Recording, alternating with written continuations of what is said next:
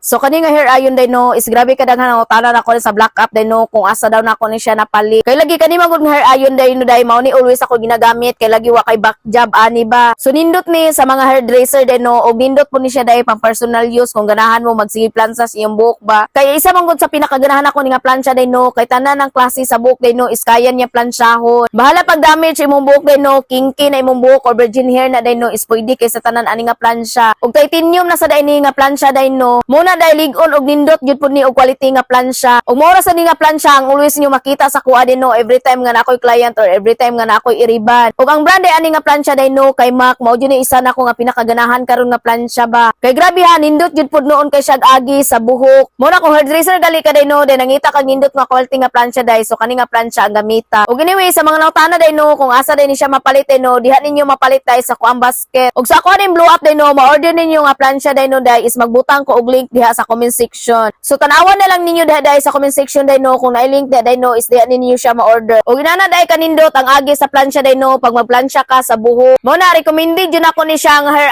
iron no og dili jud ko maulawan sa inyo ha ani ba please lang. Og mo na day to no bye oy.